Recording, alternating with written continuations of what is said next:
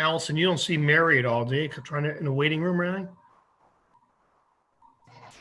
No, now I see Mary. I just admitted Gasper. Okay, good. Okay, thank you. Mhm. Mary's going to be running the meeting tonight. That'd be me.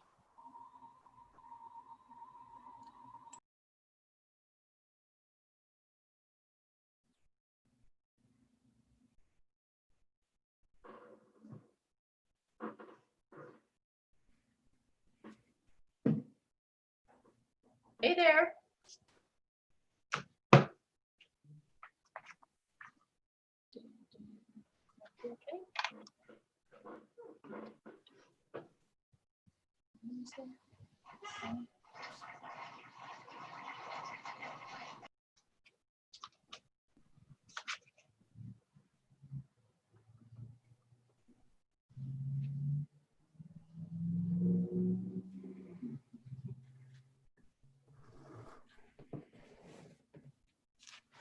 All right, do we have a bunch of people here? Let's see.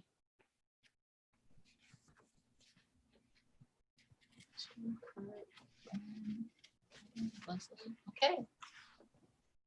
Hi, can you hear me? Yep. You bet. Okay, awesome. You know, everything's still getting back up and running after everything had power outages. You'll have to pick an alternate tonight for voting too. Actually, I might need to pick two alternates because we don't have Eric or Chris, correct? Correct. All right, who hasn't been an alternate in a while? I kind of lost track. Actually, I think, is it just you and me, Frank, that are the alternates? I don't know who the other one is. Gasper's here too. And Oh, all right. yes, we've got all three. Can't hear you, Gasper. I see your lips moving.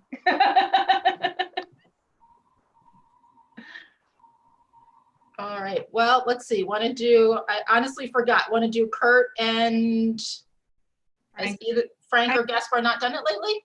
Yeah, I don't think Frank has. I haven't done it lately. Okay, we'll do Frank and Kurt. Okay. So if things get complicated, Kurt can help me do stuff. Anyway, it's 7:01. Everybody's nice and prompt. Thanks so much. Hope you fared okay in the storms. I call the August 13th, 2020 meeting of the Brookfield Zoning Commission to order. With us tonight are myself, that's Mary Capiello. We have Leslie Ruggiero, Tony Fernandez.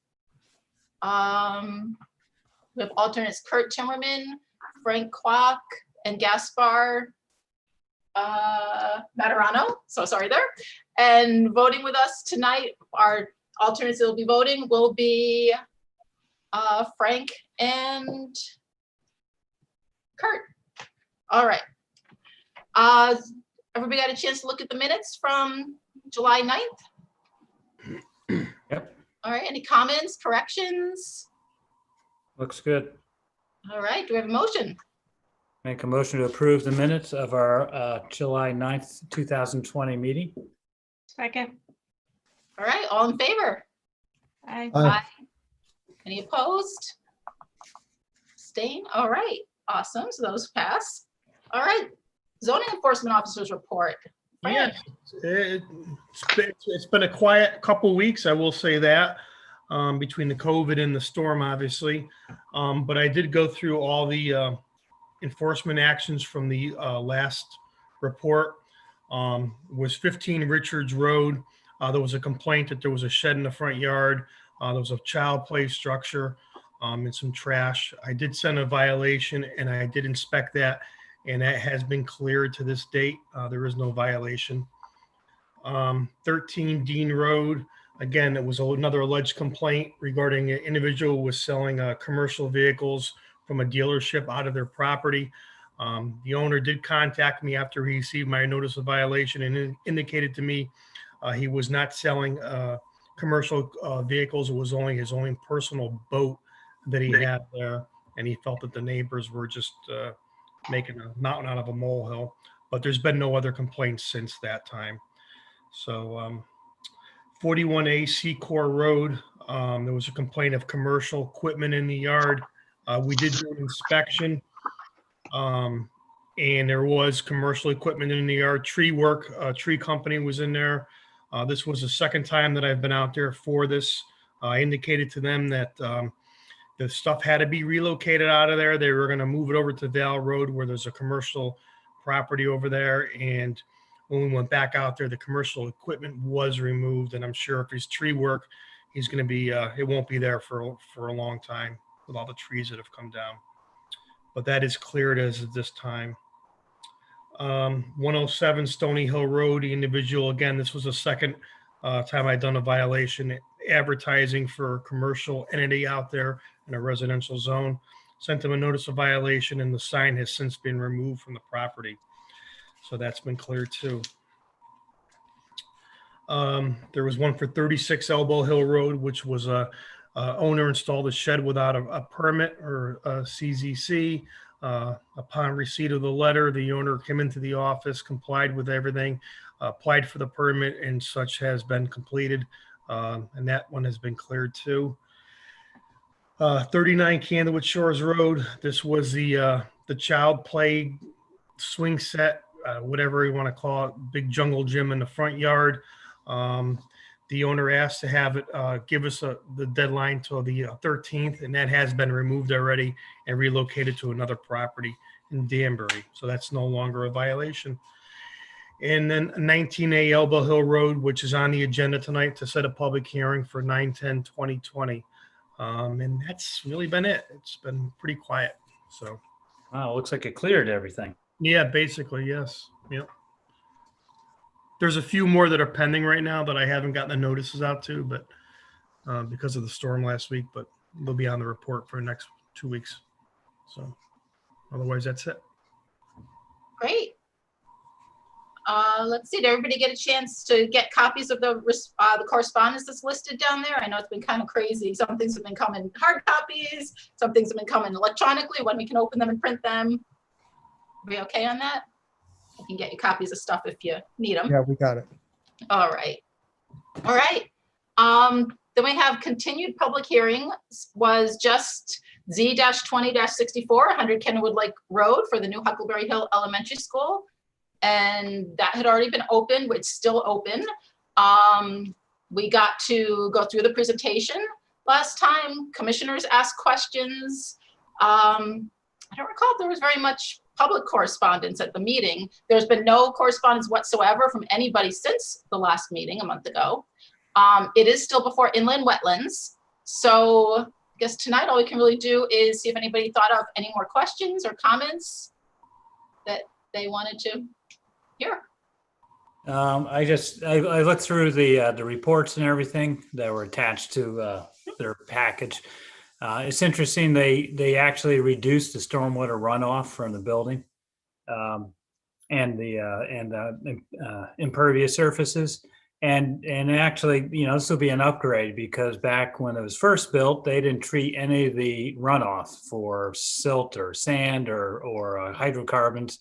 And now that it's up to code, it's going to leave cleaner water going back down to those water streams. So that's a good thing, you know, that they're doing all that.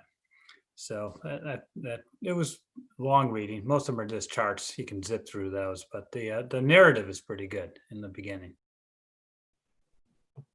Yeah, things are looking pretty good there.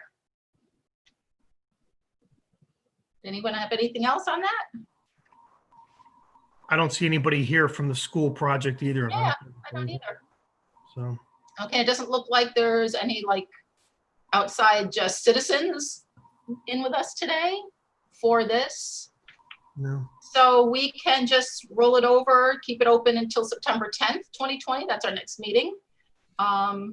Do we need a motion for that, or we could just keep it open? Yeah, I could make a motion to continue this application to the next scheduled meeting, September 10th, 2020. Second. All right, all in favor? Aye. Aye. Any opposed? All right, then we'll take it up again next month. Sounds good. All right, so moving on to new public hearings, we do have one. It's the proposed regulation change Z-20-66. That's a proposed regulation change to section 3.14C.1, site eligibility in the Gateway North Zone, and section 3.14F.2, density and number of units in the Gateway North Zone. We do have that nice thing we read when we open a public hearings, and I have that. It's only a little buried.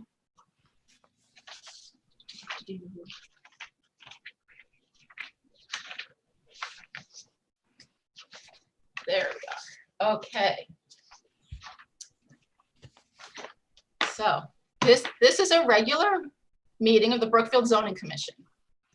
At this point in our agenda, we've scheduled a public hearing concerning the application of LAD Numero Duo LLC, represented by Ward Mizuko, application number Z-20-66, for proposed regulation change to Article 3.14C.1, site eligibility in Gateway North Zone, and Article 3.14F.2, density and number of units in the Gateway North Zone. Let me introduce all the members of the commission present tonight. There's myself, Mary Capiello, Tony Fernandez, Leslie Ruggiero. We have alternates Gaspar Maturano, Frank Kwok, and Kurt Timmerman. Frank and Kurt will be voting with us tonight. I don't think I missed anybody. If I did, let me know. 2020. We'll open this public hearing by calling to read the legal notice of the hearing that was posted on the website. I think that's the only thing I don't have. Do you happen to have a copy of it, Fran? I got a copy here, so I can read it. Oh, cool. The legal notice. The Zoning Commission of Brookfield, Connecticut will hold a public hearing remotely via Zoom, meeting ID number 128-947-054 on Thursday, August 13th, 2024, proposed regulation change Z-20-66, Article 3.14C.1, site eligibility in the CGN zone, and 3.14F.2, density and number of units in the CGN zone.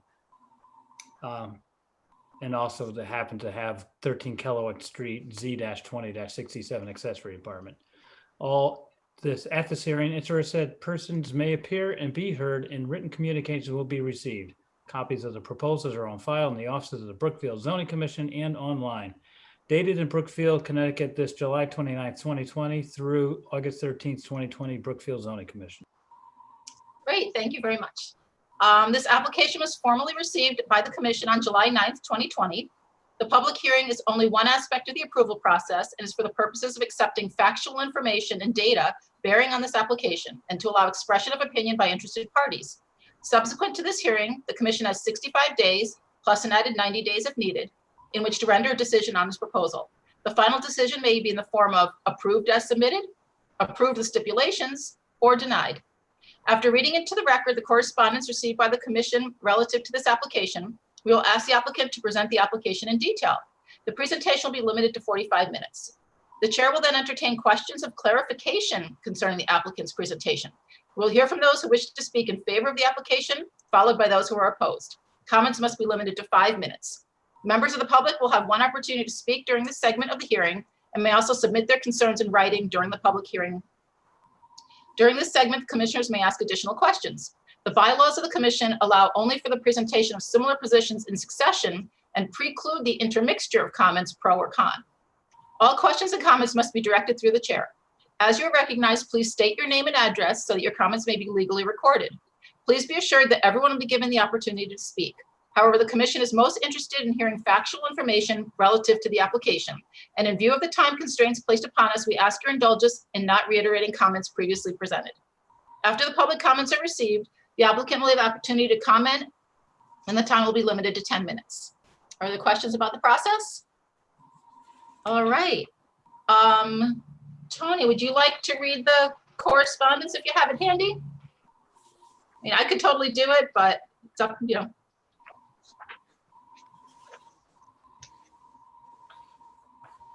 It was, there's an opinion memo from the Planning Commission dated 7/16.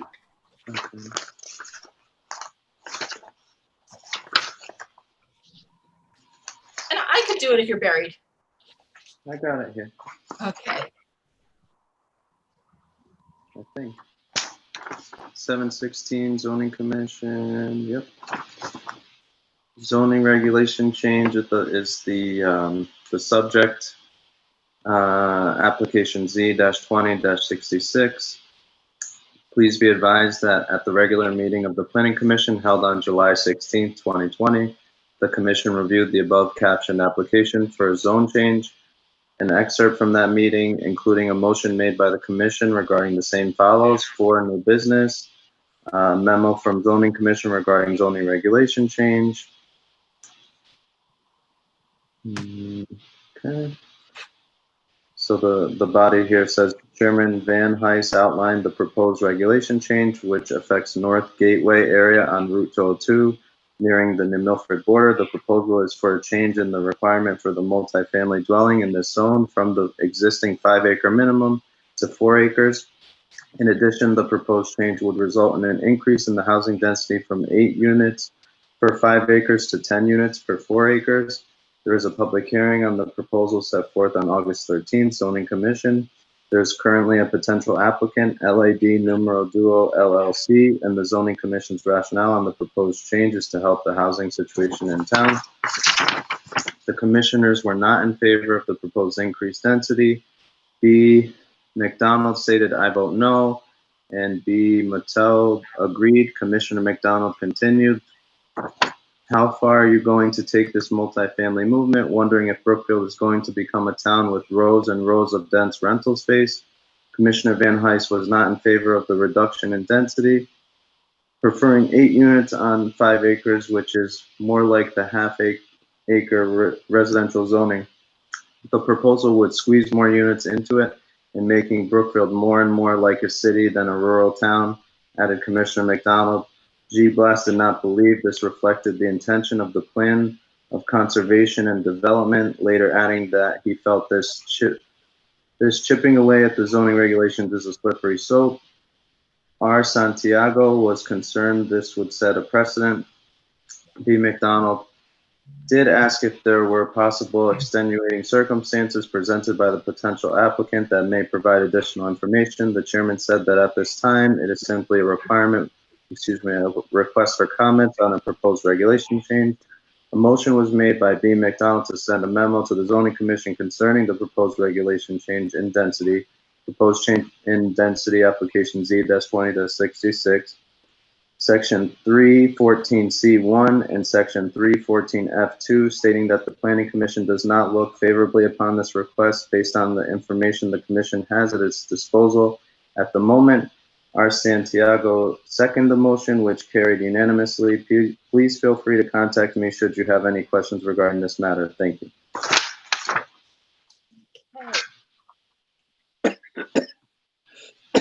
Then there was just the opinion email from Attorney Beecher. And get that? Okay, that's from Attorney Beecher dated July 27, 2020. Proposed regulation change Z-20-66, multifamily dwellings in CGN district. Heine and Fran, I reviewed this proposed change and do not have any comments or suggestions. Pretty straightforward. Regards, Attorney Tom Beecher.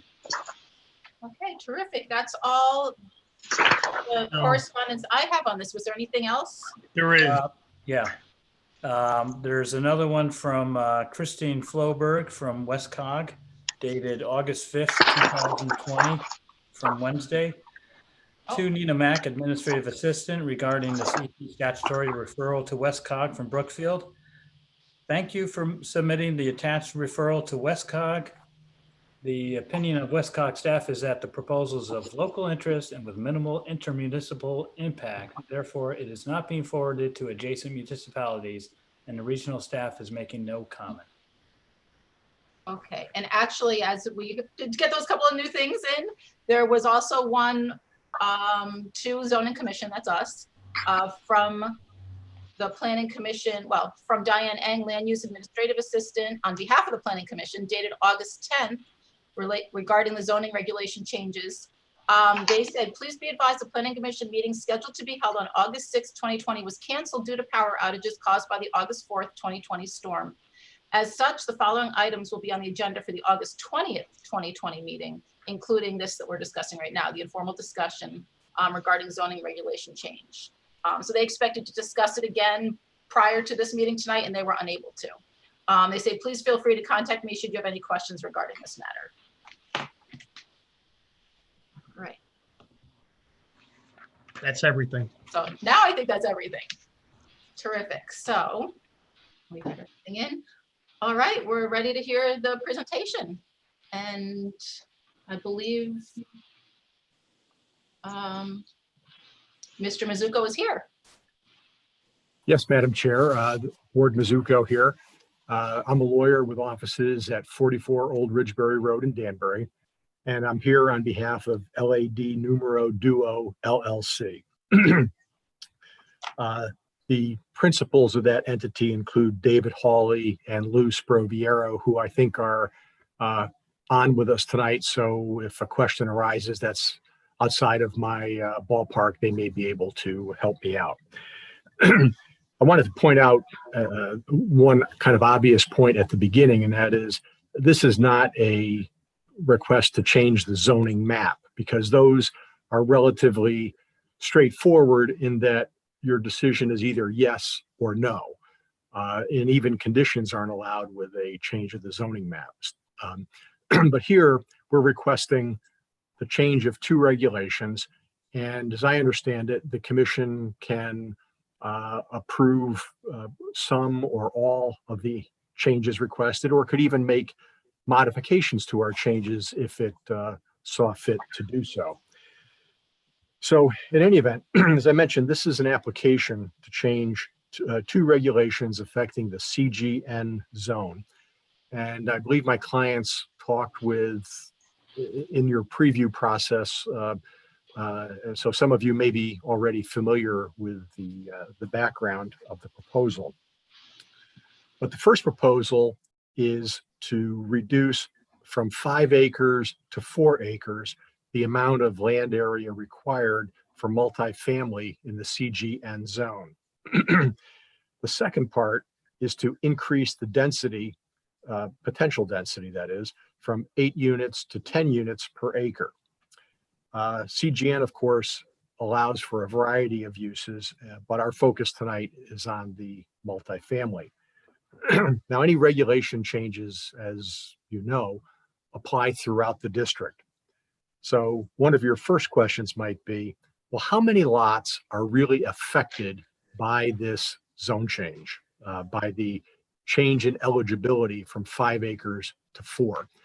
Now, I'm no expert in Zoom presentations, but I do have some PowerPoint slides, and if I'm able to share my screen with the permission of the chair, I can take you through those slides. Absolutely. Allison, are you the one that could help us with that? Yeah. Yes, I just made him a co-host, so he should be able to. Okay. Can you see it now? Yep. Pretty good? Is it on your screens?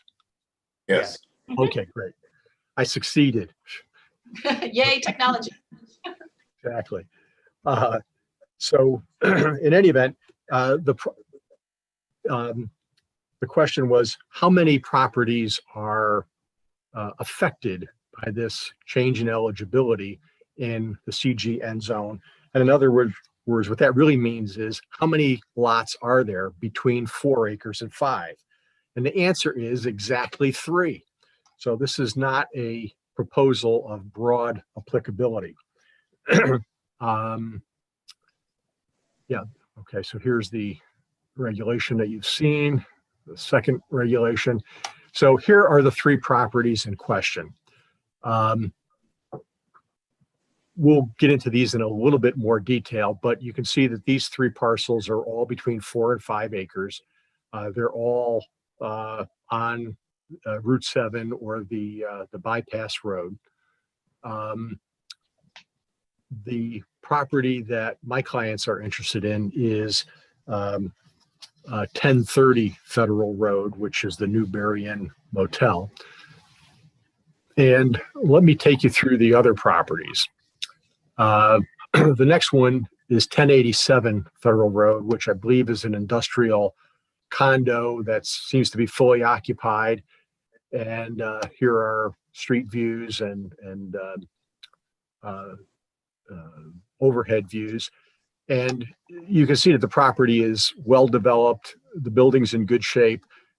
It's hard to imagine that this property would be proposed for multifamily anytime in the near future. There's another view of it. The next property in question is 1000 Federal Road, which I guess is Imperial Electronic Assembly.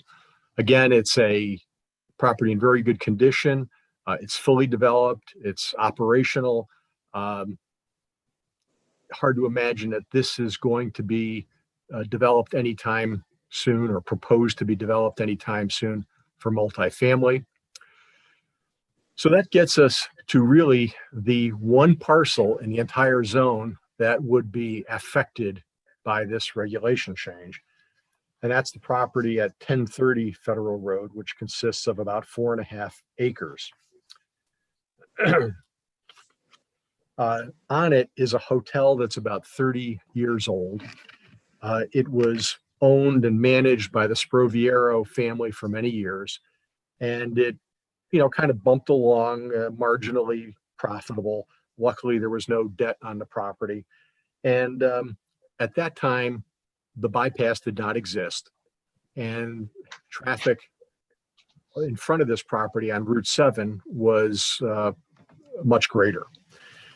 At some point, they sold the property to another family that owned and operated it with the same attention and care that the Sprovieros did. But especially with having debt on the property and the effect of the Route 7 bypass, the hotel simply did not do as well. Ultimately, the sellers took it back through a foreclosure. And now the question presented is what to do with this property. And there's the hotel. I'm sure you've been by it a million times. So a lot of what drives this decision is what's happening now and what has been happening over the years in the hospitality industry. The trend is from mom and pop operations like this to the large chains. The industry currently has been devastated by COVID-19, and industry projections are that business won't be fully restored in the hospitality industry until at least 2024. Meanwhile, there's over the last several years there has been a significant growth in hotels in Danbury, which is arguably a somewhat larger commercial district than Brookfield. If you Google hotels in Danbury, it'll tell you that there are 44. And they don't really mean 44 within the city limits, but probably the majority of them are. It includes some of the neighboring towns. And if you were to use the same Google search for hotels in Stamford, you'd find 68. Now, Stamford is by far a much more densely populated commercial area with densely populated towns around it. And there the number again is 68. So my point is that when you consider 44 in Danbury and its surrounding towns versus 68 in Stamford and its surrounding towns, it suggests that there's a very high, dense concentration of hotels in Danbury. And when you add to that the reduction in traffic by the site because of the Route 7 bypass and the inability to access the reservation system that the big chains have, it's put tremendous pressure on this establishment. And there's really no way it's going to open again as a hotel. So a hotel in this situation, if it were to reopen, can only do so on one basis, and that's through price reduction. It would have to be the cheapest place around. And when a hotel owner is forced to do that, the clientele changes, maintenance tends to suffer, and especially in your gateway area, I don't think that's a desirable effect. So, having said all this, the proposal to change the eligibility requirement from 5 acres to 4 acres affects only this parcel. And it's a parcel that is obviously close to Interstate 84, excellent transportation, and is well suited to multifamily development. This goes to some of the points I was making about what has happened in the hotel industry. I won't bore you with all the details, but you have the information, and I think you can see quickly from the charts that it's an industry that is staggering. So I want to talk a little bit about the density part. That is the second half. And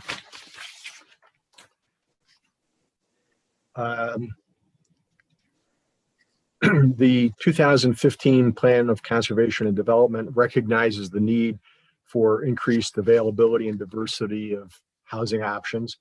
60% of the housing demand was projected to be for rental units, driven by seniors who want to downsize and avoid maintenance responsibilities, younger people who grew up in Brookfield and would really like to stay, people who want to move to Brookfield but are priced out of the single family market.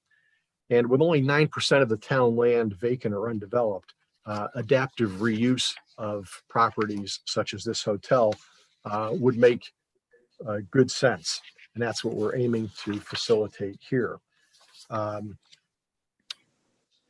The 2015 Plan of Conservation and Development notes that owner-occupied housing in Brookfield is 85%, which is a good sign of economic prosperity, but it's also a sign that the availability of rental units is low.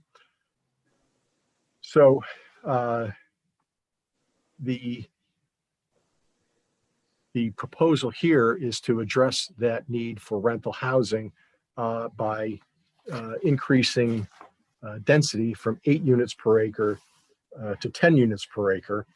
And one of the additional benefits of that is to allow for more amenities for the residents. At a lower density, the opportunity to have an upscale complex is more challenging, whereas with 10 units per acre, there is an opportunity to add the amenities that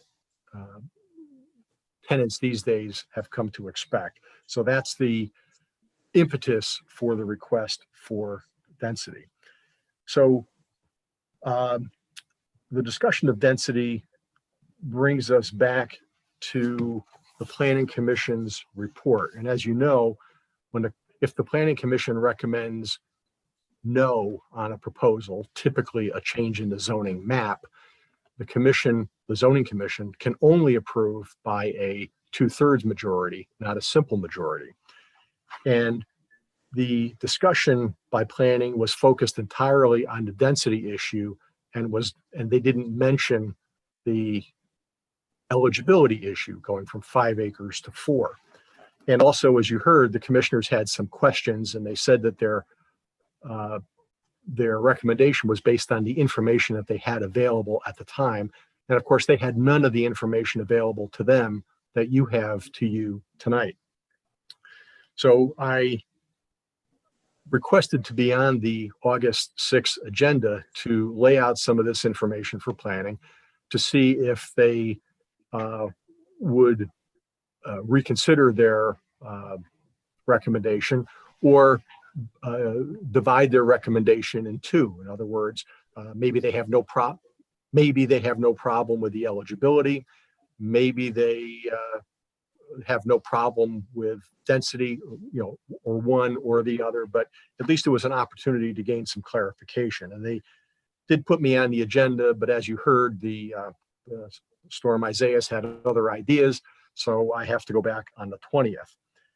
So for that reason, I would respectfully request the chair to leave the hearing open, so that if the Planning Commission wishes to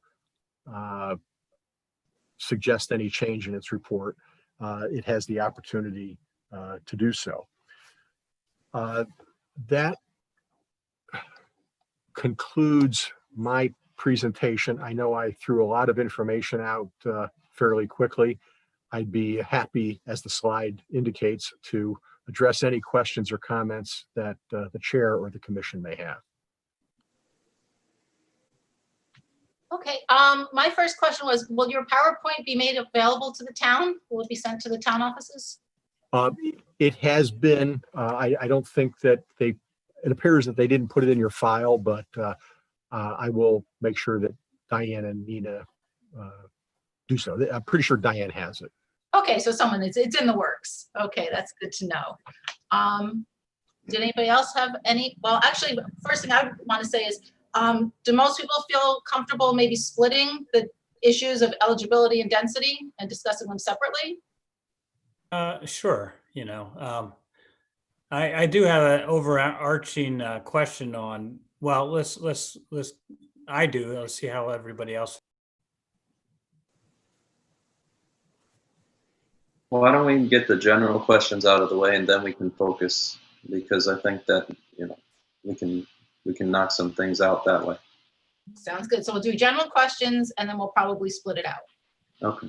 Anybody else have some bigger questions? Oh, yeah. What's the, how many units do you propose or thinking about? Well, at 10 units per acre, the theoretical maximum would be roughly 40, given the acreage. But, given topographical features, setbacks, et cetera, I'm sure it wouldn't, I doubt it would be that high. But we haven't even considered a conceptual site plan, so I'm afraid I don't have more detailed information for you on that point. Okay. And of course, My question- if and when that time were to come, such a site plan would come back to this commission for its review and guidance. You mentioned that the impetus for this request was to add amenities, to be able to add amenities. And I'm curious if we could talk about what amenities would be added, and what, really what are we gaining by allowing this for the amenities? For a question that specific, I might ask David or Lou if they'd be able to chime in with their thoughts. You have to unmute yourself, guys, to. Yep. Can you hear me? Yeah. Yes. Yes. Okay, so the amenities we would be interested in would be a pool, a recreational area, a outbuilding that you might be able to hold functions or some sort of party, and probably a workout facility.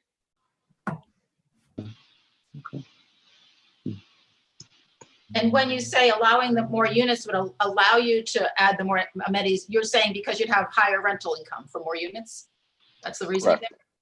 Correct. You'd be able to dilute the cost over a larger um,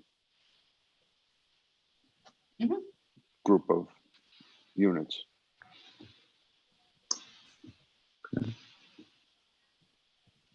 There's Kurt Timmerman. Now, I remember when we had our informal, we were discussing variances as well. And I think at that time, there was mentioned that let's see what we can do with the zone change before we have to see what sort of variances we get. Is that still an accurate statement? Yes. Yes, David Hawley here. Yeah, we would still, if the existing front building, I'll call it, has more units that wouldn't be allowed. So the choice would be to go back to ZBA to allow that building to remain. I mean, I think there's 28 units now. By pairing up some rooms together, it would probably get down to 14, maybe 12, something like that, depending on the size of the units. But I mean, the building's only 30 years old. It's in very good shape, so we would love to use it. We heard from the commission members that they don't think it's appropriate for that particular part of the zoning regulations to change, and it would be a ZBA question. So after we get through this process, if we can get through this process, then we'd have to go through the process of requesting ZBA allow a building with more units.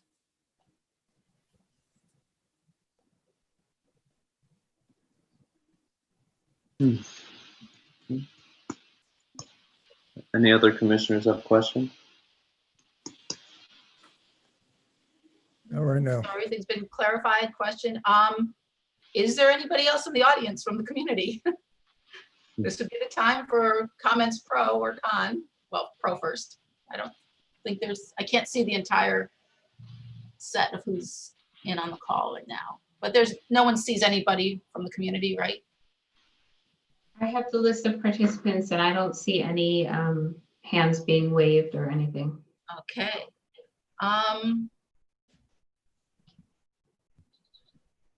So I guess, then we could continue our discussion a little bit more if you wanted to talk about separating the two, eligibility versus density.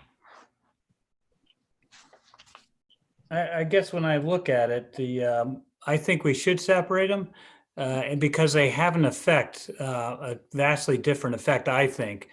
Right. The eligibility, as far as acreage and everything, that does just affect three parcels, because everybody's either way under or they're over and are not affected. But the density, that will apply to any large, anything larger than 4 or 5 acres, including that the Young's property on the top right of Federal Road. So that's unintended or whatever, but that has a big effect, because now you have a larger parcel and then you're increasing the by 20% or something. But that's just a comment. I think in discussions we talk about that, but that's like the biggest difference between the two. So I think, when we have discussions, we should separate them out that way as well. And they're nicely separated anyway, just by Yeah. that. Yeah. And for those reasons, it almost seems like eligibility is a little easier to talk about. It's kind of more neatly packaged and yeah. And both things really do increase density. I mean, if you're putting things on a smaller piece of land, that is more dense. So both things speak to density, but in different ways, of course. Yeah, and I guess when the applicants go back to the planning commission, give more information about this particular parcel and how they're trying to meet the POCD's goal of getting a little higher density on the way into the town center, because then we can take that information and that input from them, whether it changes or not, we'll see. But I think before we do any discussions, it'd be good to hear from them once again, so we can then have all the information from them. Okay, so why don't people on the board, the commission, keep this in the back of your minds, think about this, that we're going to probably separate the two ideas when we're talking about it going forward. And we'll wait to hear back from planning some more. Oh, and one more comment, no talking a lot, but I would drive up and down that Gateway North too, just to see what sort of properties are there. Both the ones on Federal Road itself and then the ones down Production Drive. There's not too many roads, off of Federal Road up there, just to get a sense of what the neighborhood's like. Because there are another building that we just approved there on the corner of Federal Road, right across from Goddard School. And there's even, at the top of Federal Road, as you go in, there's an industrial condo there, which was a CrossFit and something else. So just to get what the neighborhood's like, and then think about how would higher density housing, 20% higher, 25% higher, fit into this area. Sounds good. So let's leave this open. Our next meeting is September 10th, 2020. And by then, these gentlemen will have been back to planning, and we'll hear back from planning as well. So yeah, let's leave this open until September 10th. We need a motion to leave it open. Yeah, make a motion to continue the application Z-20-66 to our next scheduled meeting, September 10th, 2020. Second. All right, all in favor? Aye. Any opposed? All right, we'll leave it open for a month. And we'll see you back here. Thank you, gentlemen, for coming and explaining everything to us. Thank you very much for all your time tonight. Thank you. Thank you. Everything. Thank you. Thank you. All right. Okay, so that was it for public hearings today. We originally had 13 Kellogg Street on. That would have been a public hearing, but you probably all saw the note that that's been withdrawn. Mhm.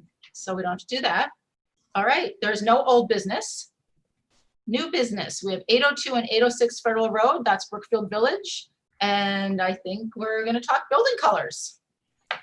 Is there someone here from 802 and 806 Federal Road? Yes, Alan Rothman from PDM Realty LLC and Brookfield Village LLC. So when we originally were approved for the color of the buildings, there were two buildings, but now we've been approved to build a bridge between the two buildings, and it wouldn't look good if we had two different colors. So one of the buildings, building 3, was going to be a blue color. So we just want to apply that to both buildings, or the whole complex, the whole construction of this new two buildings. All right, anybody have any comments about that? There was included in one of our sheets an actual picture of an existing building somewhere. Is that the color? That That's blue the gray? color. It's actually a building under construction in Cold Spring, New York. Yeah, okay, and that's like a blue-gray, right? Correct. All right, because that looks better than like the rendering on the drawing, because that just can't Yeah, convey the color. You're right. The rendering on the drawing was almost like a cartoon. That's not really of the higher caliber, So the photos I took with my iPhone, and that's a building under construction. So when it's finished, it'll look even better than that. It's Hardy, by the way, it's Hardy board. So it's concrete, it's high quality. It's the name brand in concrete siding. Refresh my memory. What color is the building that's there now? Is it green? There's a green one. There's a green one and a red one. The Okay. red one's the barn and back, and the green one's on Federal Road. And why not just do green again? Well, the idea was variety of color Oh, to give some whose idea? dimension. Our idea or your idea? No, that was the original approval. They wanted different colors. Oh, I wouldn't have agreed with that. They wanted to not to look so uniform. Oh, And so the idea was different colors, separate buildings, that kind of thing. I guess a business could say, I'm in the blue building, or I'm in the green building. True. And the buildings actually have slightly different structures too. I mean, some have more ornamentation or different ornamentation. I know the barn looks like a barn, but Yes. even this one will be slightly different than the green one. That's correct. And it'll have many more terraces, balconies.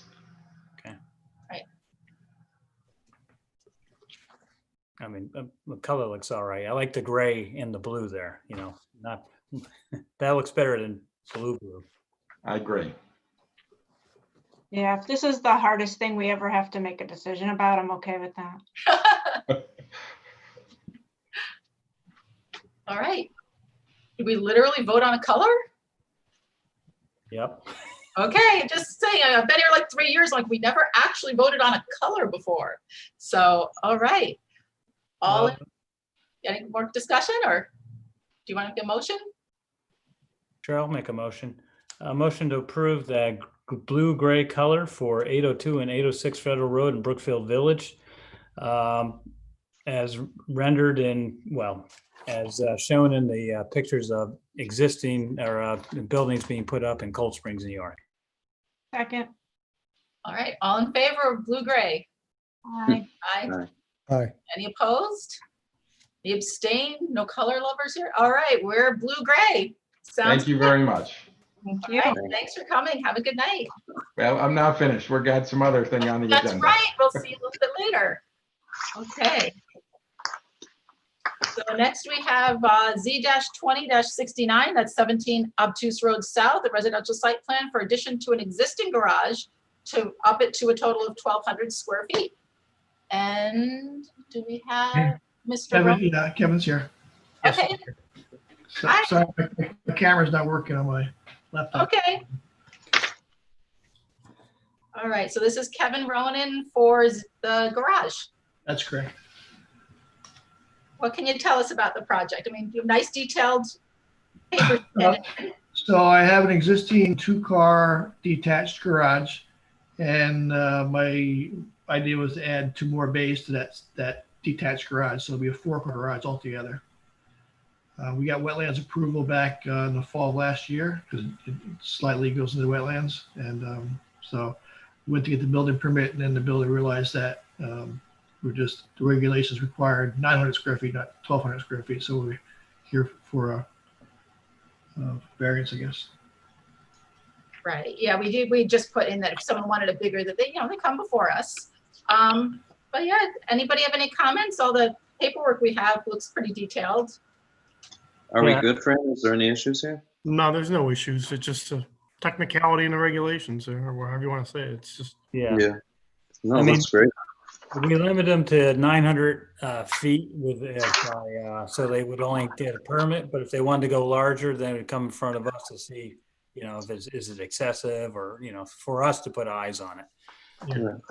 I guess the only thing I want to mention is, I think the last time we made a change to the regulations was to make sure that there had to be a 7-year delay before someone wanted to try to turn this into an accessory apartment. Mhm. That's all. Mhm. And I noticed there's no proposed loft in the new space or anything like that. So. No, there's no plan for the apartment at all. I mean, it looks like a nice garage, so. Yeah. I hope so. Really? And it looks like it extends to the right, which is away from the road and toward the house. Well, it's kind of parallel with the private road, I would say.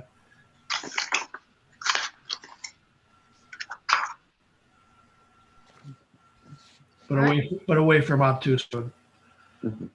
Kevin, I have an important question. Sure. What color will it be? I'm kidding.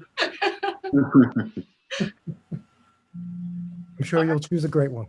To be determined. Okay, fair enough. Fair enough. I think his wife gets to pick that one. That's right. That's not my field. Okay, well, everything looks in order. Great. Do we have a motion? I'll make a motion to approve application Z-20-69 for a detached garage. Second, Excuse me, an additional 600 feet. All right, all in favor? Aye. Aye. Any opposed? Abstain? All right, you have a bigger garage coming your way. Great. Thank you very much, everybody. Thanks. Have a good Sorry, who seconded? Thank you, Kevin. Yeah, it was Frank seconded. Okay, thank you. All right, moving right along, we have Z-20-75, 11 Robbins Lane. It's just to set the public hearing date for our next meeting, which is September 10th, 2020. So we technically need a motion just to set the public hearing date. I make a motion to, this is Kurt Timmerman, to make a public hearing date for 11 Robin Lane, 75 for September 10th, 2020. All in favor? Aye. Aye. Aye. Any opposed? All right, we have a public hearing date on that next meeting.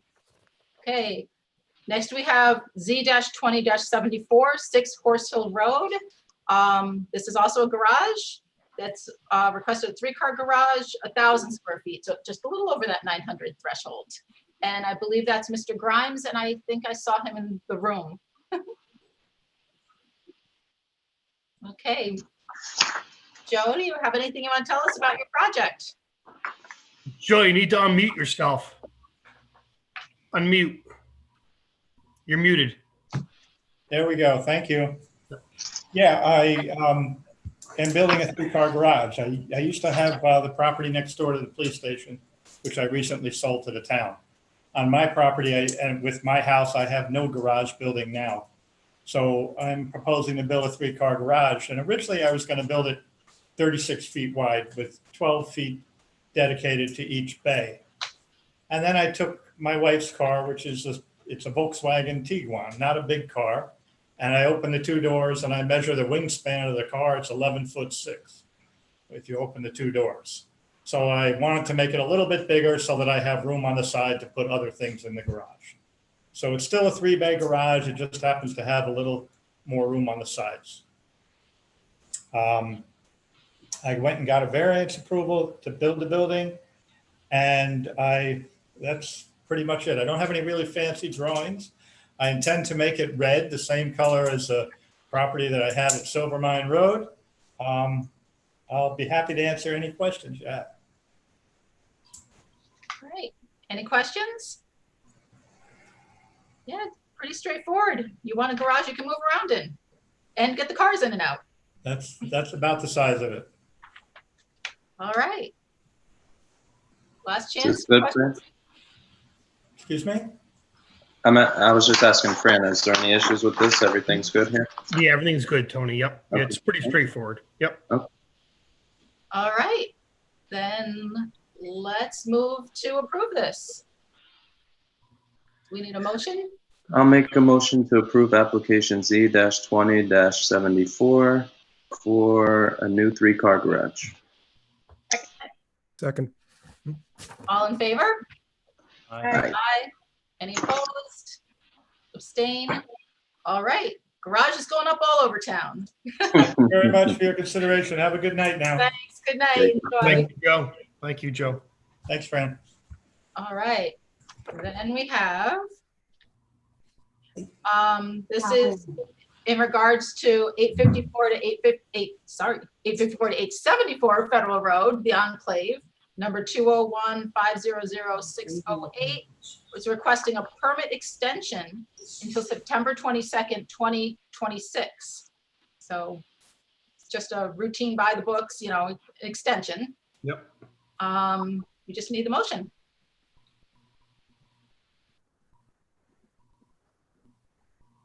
Make a motion to approve the extension for 854 to 874 Federal Road, the Enclave, application 2015000608, request for a permanent extension till September 22nd, 2026. Very nice. Second, I'll second. all in favor? Aye. Aye. Aye. Opposed? All right, so that's extended. Six more years. And Z-20-76, 19A Elbow Hill Road, proposed zone change. We just need to set a public hearing date again for that next meeting, which is September 10th. I'll make a motion to set the public hearing date for application Z-20-76 for the 19A Elbow Hill Road proposed zone change till September 10th, 2020. All right, all in favor? Hi. Opposed? Abstain? All right, that's on the docket for next time. Okay, there were no tabled items. Informal discussion. We have Brookfield Village Phase 3 back again. So we will see, I think Mr. Rothman's still with us. Yep. Yes, I'm here, and I have Neil Marcus also here. Good evening. Good evening. Hi. Hi. So let me launch, if you're ready to discuss this.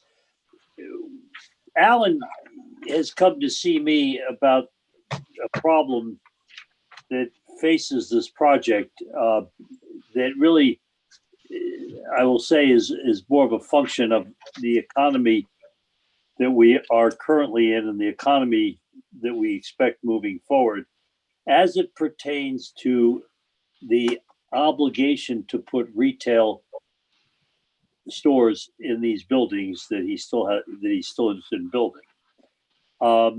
So drawing your attention to, did you all of you get a copy of this site plan that was submitted? Anybody that?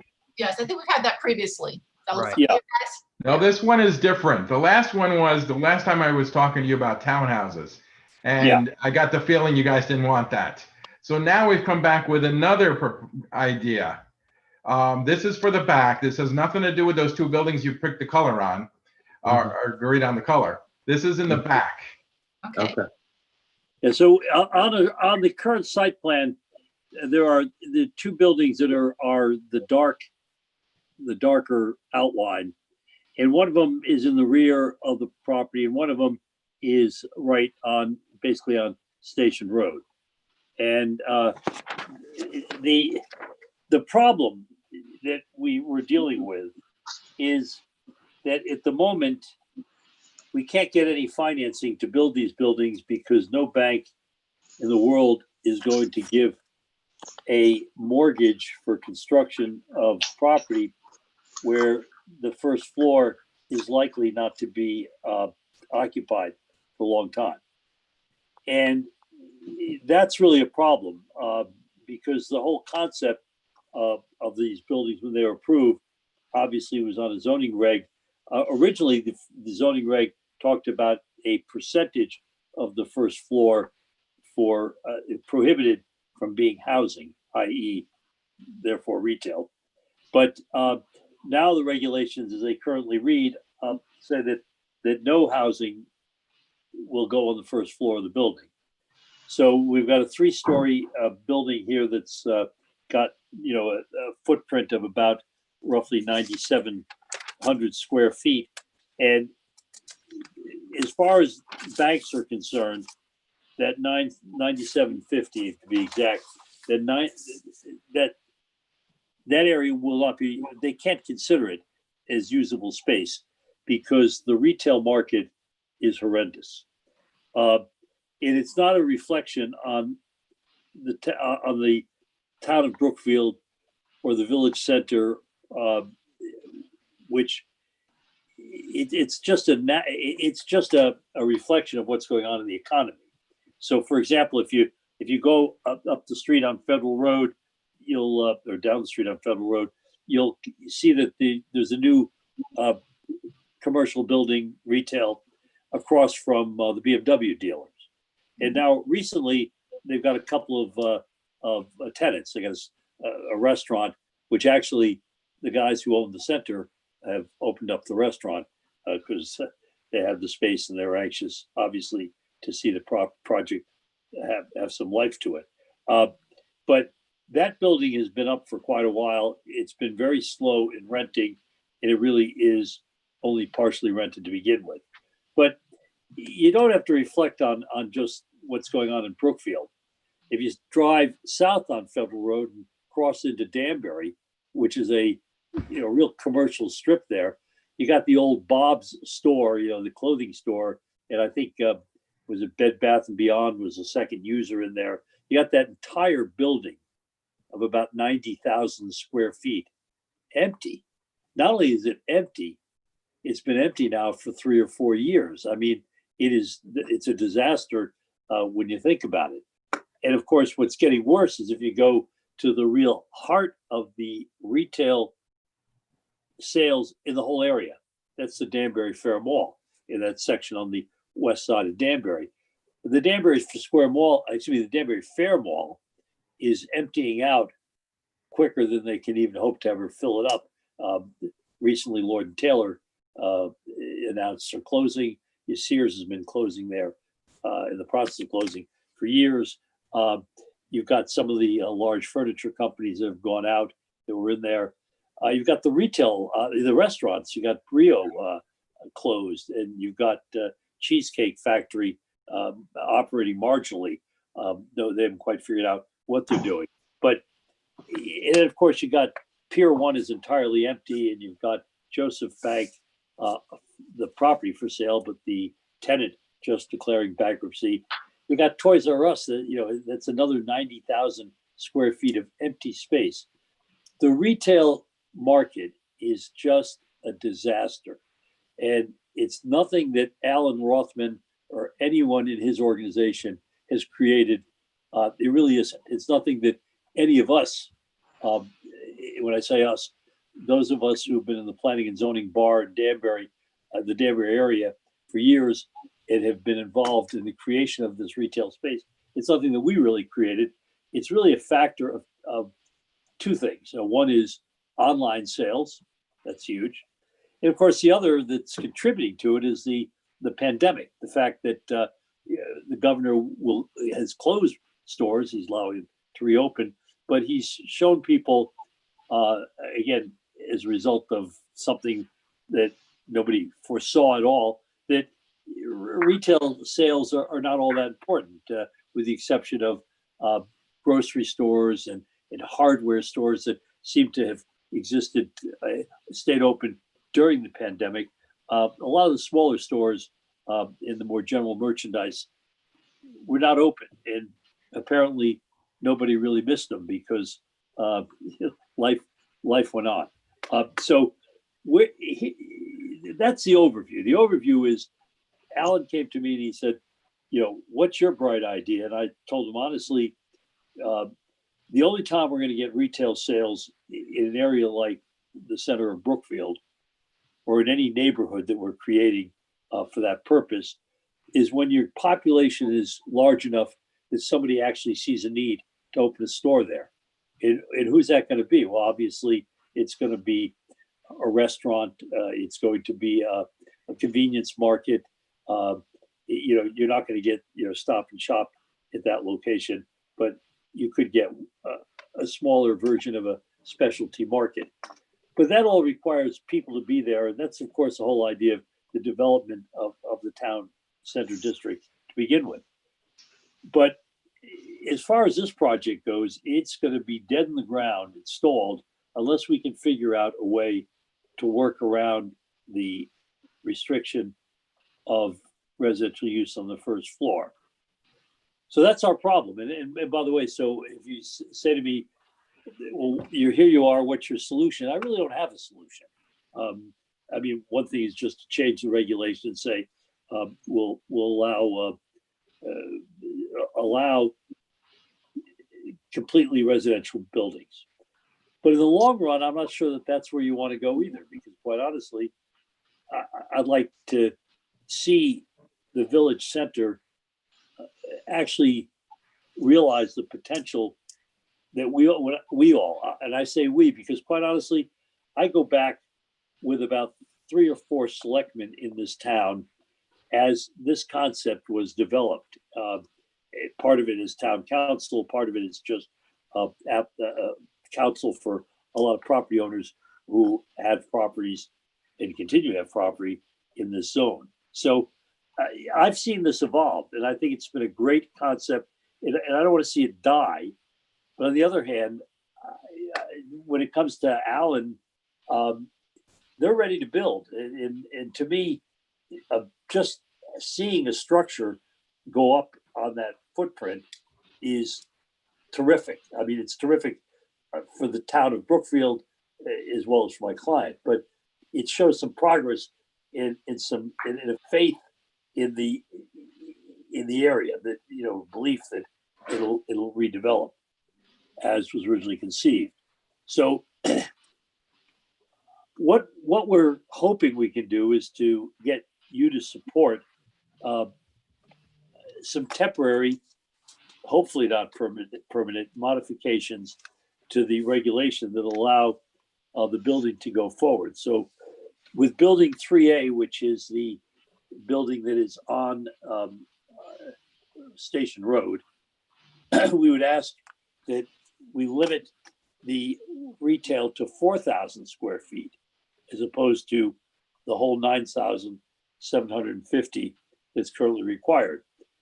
So essentially, we'd be building 41% of the retail, and the other 59% would go residential. And then we think we could actually finance it, even though, quite honestly, it's a little bit of a roll of the dice, because the banks are still looking at the probability of 4,000 square feet of retail being occupied. One way around that is for us to get, again, the consent of the commission to agree that if the retail use of the property can't be developed after a good faith attempt to rent it over a period of months, whether it's 12 months, whether it's 18 months, whether it's 24 months, that at some point the property could be converted to a use other than the retail use, which might be additional housing. Quite honestly, from a landlord's point of view, the retail space is more valuable, theoretically. I mean, you get more dollars per square foot for decent retail space than you do for residential. But if the requirement of retail is basically just the anchor that pulls this thing underwater, we've got to be able to deal with it. And if it's a weight, we got to be able to somehow lift it. So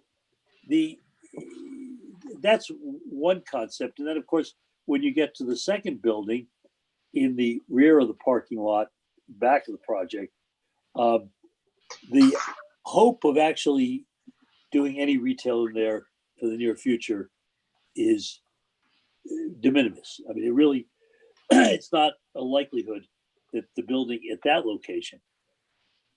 When it was discussed, and I was a part of those discussions, either in your audience or participating, when it was discussed, the idea of the mixed use with retail or office on the first floor and housing above it, we talked about Federal Road.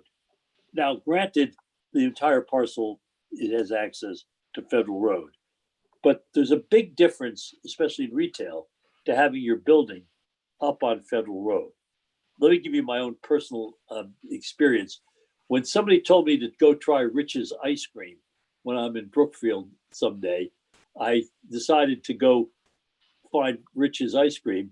I knew exactly where it was supposed to be, but I'll tell you, accessing the building was not easy because I actually pulled in the wrong parking lot, the wrong driveway. I figured it out. I'm not as dumb as I look. I actually figured it out, and the ice cream was very good. It was worth the drive. But the fact of the matter is, that's a perfect example of why the building at the very back of the parking lot is not attractive to retail, because it doesn't have the presence on a commercial road, even though it's to the rear of the commercial road. So we have a problem. When I say we have a problem, Alan's sitting here and he's got the biggest problem. He owns the property and he'd like to develop it. But when I say we, I'm really looking at the rest of you guys, because it is a problem for the town of Brookfield. Because if this project gets stalled and can't move forward, it just reflects on the whole concept of the village center. It reflects poorly, and it endangers the rest of the development from happening. So we all have the problem. And as I say, I'd love to come here and say, so we're demanding that you take care of this problem, and I'm not.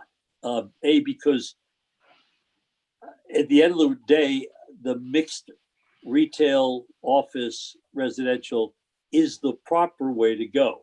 The problem is it's not going to work now. The timing just isn't going to work. And I'm not sure, and I know, I'm not sure. I know Alan doesn't want to sit around and wait for 3 years to see if things improve. And I don't think the commission does either, actually, because I don't know that it makes a lot of sense. So we're here informally. We haven't petitioned to do anything, to kick around with you guys. And I'm going to stop soon and let Alan add whatever he wants to add. But really, I'd like to know, what do you think we should do? When I say we, I do mean the whole group of us, to address the problem at this point. So that's why we're here. And, you know, I can't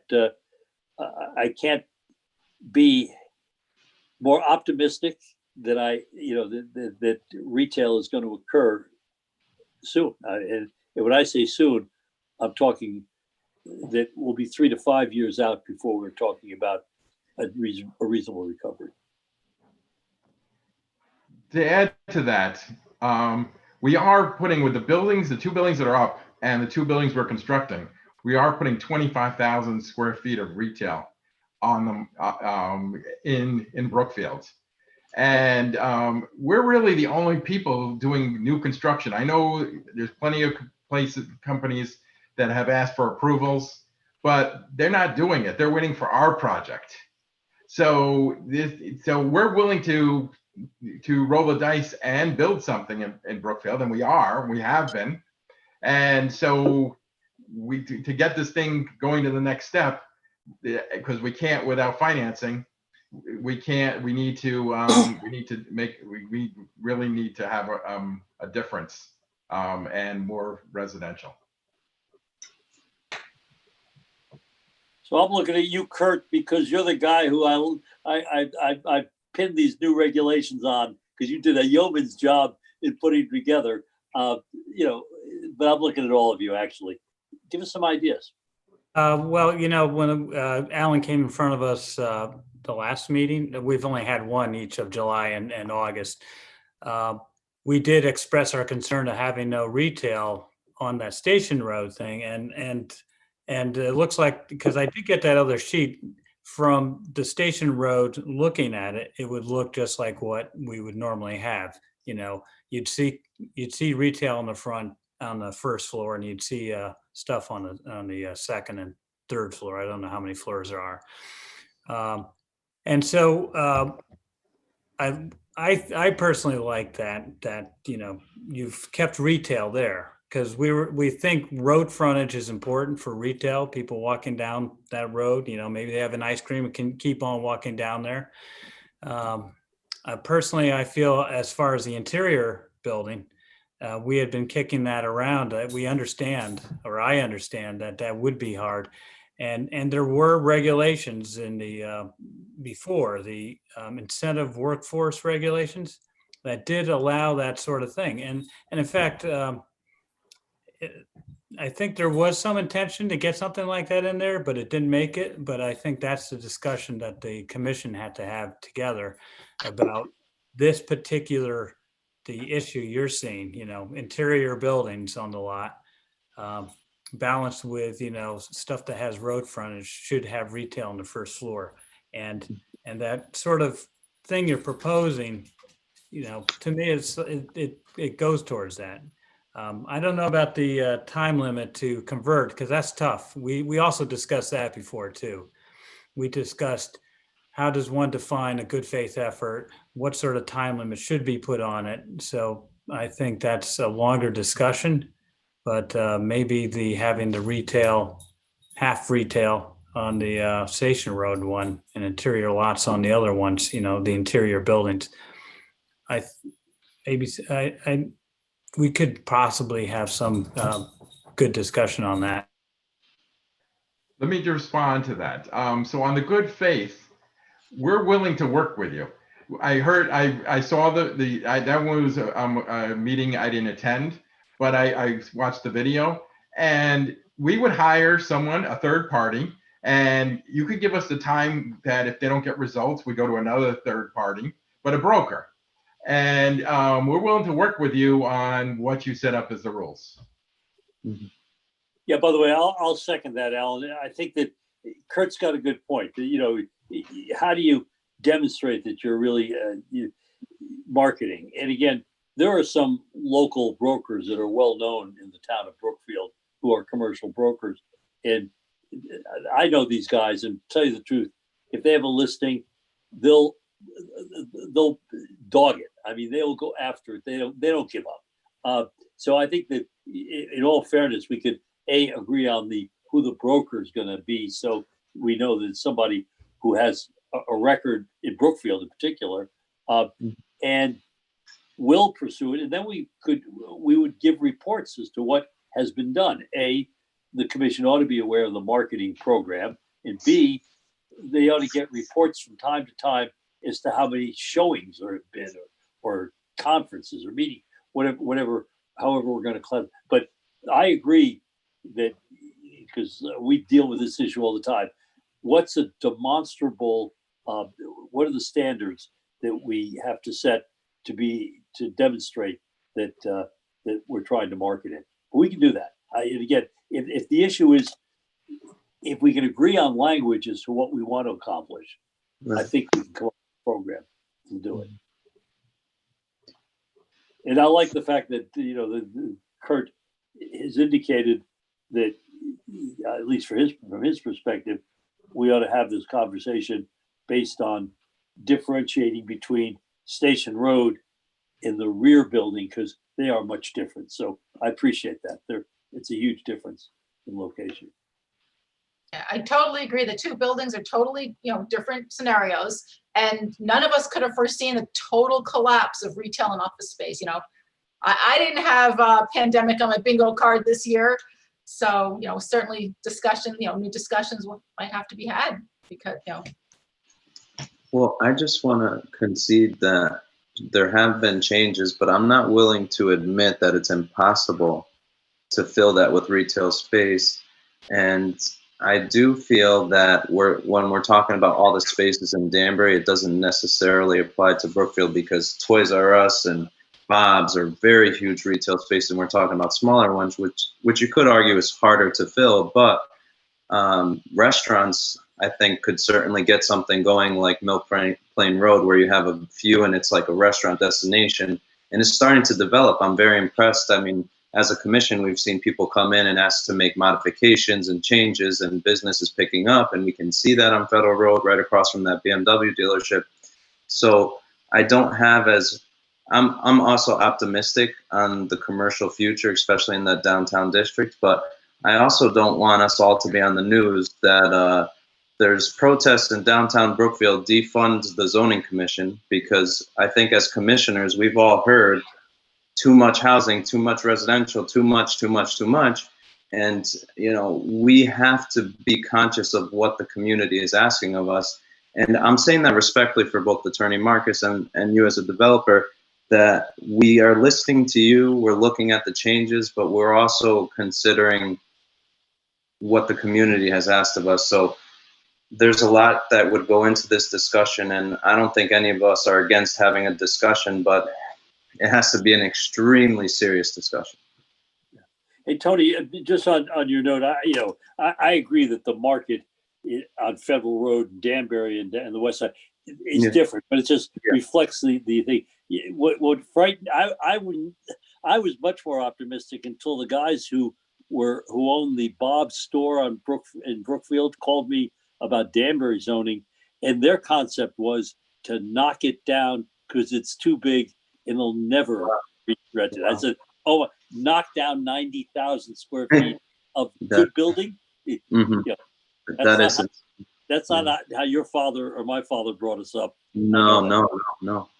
But I don't disagree. We should have a discussion about this. It's just, we have to be careful. That's all I'm trying to convey, is that people will be extremely upset. And I think I want to convey this as well, that if you really cannot secure financing, please document that and be prepared to bring that to us so we have that, because I think it's extremely important that we show the need for a change. And that's a great, if you can't secure financing to build buildings in Brookfield, we need to be aware of that. And that's a great justification. That's a good point. That's an Mhm. excellent. Attorney Marcus, did you watch the planning meeting about 2 meetings ago? The planning commission? I miss. Sorry, sir, I missed that. I What was it? watched it. Mr. Rothman, did you watch it? Yes. I Okay. missed it. Clearly what I took away from that meeting is that if an accommodation is made here, it is counter to the spirit of what was enacted in 2015, meaning the POCD. Mhm. And they came down pretty heavily on that opinion, on that side of the fence. Well, the 2018, and one person made the point that, hey, the developer knew what the rules were when they bought it. But Yeah. when we bought it, the interior space did not require retail on the bottom floor. And if it was on Station Road, if it wasn't on Federal Road, it only required, so I don't know what the number was, it was 50% or less. Because, in building 4, we have 40%. And it's on Station Road. That's where the ice cream, Rich's Ice Cream is. And the rest is residential. Because that's the old regs when we bought the property. Well, let me ask you this then. Several of our meetings ago, you were before us, and this is way back in the cold weather. You had discussed tearing down that old brick building, I believe the W.J. Clark or W. Clark Yes. building, Correct. and putting a parking lot there. Yes. And we There didn't is- hear about it. We didn't hear about anything else. But then all of a sudden, we have this new plan of these 2 variations. So something has changed. What changed is we couldn't work the wetlands out. And so we still have parking where if you look at this drawing, it is included in your, if you click on this discussion, there is the drawings there. There is parking where the Grace, I don't know what the name of it is. Clark. The former post office Yep. was located. This is still parking.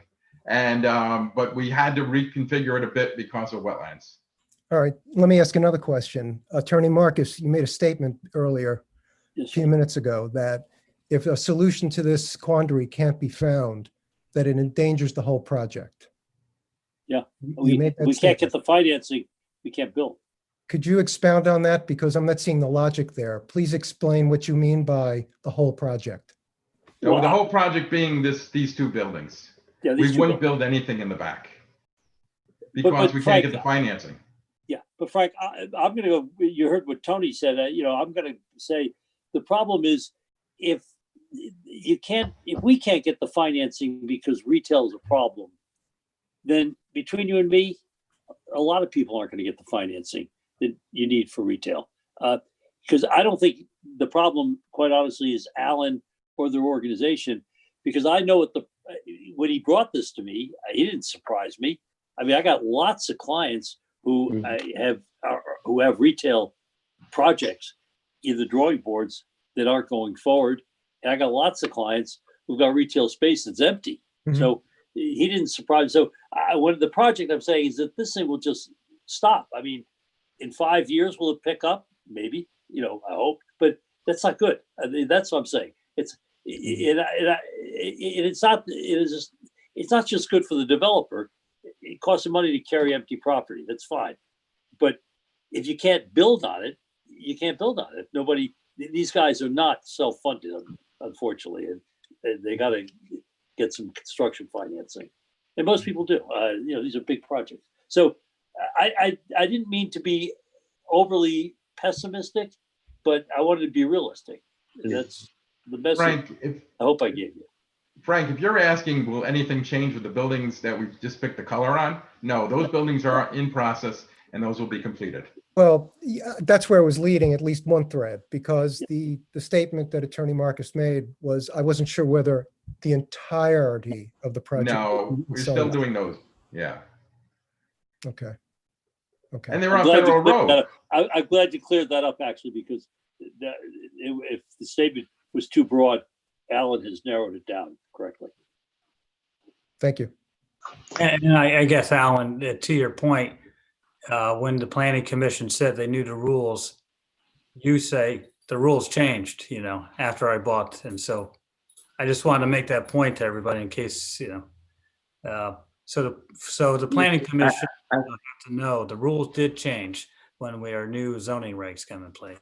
I certainly, Correct. that's a fair point, but it's hard to make a decision when we're saying, well, we might not be able to get financing, or we probably won't. Oh, I can 100% guarantee we can't get financing. Right. And by the way, we're going to try to bring to the point of the commissioners who've asked, show us what that is. We'll get you the information, because clearly, if that's a major factor, and that's not something you should just take on faith. I deal with banks every single day, and I know what they look for. Understood, but we are going to be held accountable by the community. And for us to just say, well, they told us they can't get financing, that's not a good enough reason. And I'm just, this is not the vision that we were supposed to have. And I'm sorry, I've said it at every meeting, and I'm sure you guys are sick of me saying it, but it was supposed to be a downtown walkable area where people would walk and shop and eat. And I am just not seeing that. And so that is my sticking point. But you will have that with the first 4 buildings. I understand that, sir. But this is a very big project that the community has been looking forward to for a long time. They already feel that they aren't getting what they thought they were supposed to be getting. And so I think we really need to have all of our, dots, I's, T's, I's dotted and T's crossed. Okay, let me just answer that. So the original drawing that was in the first selectman's office for years showed the back was only townhouses. There was no commercial space in the back. So that is what the community was looking for. And it was on the website for a long time. It was in the first selectman's office for a long time.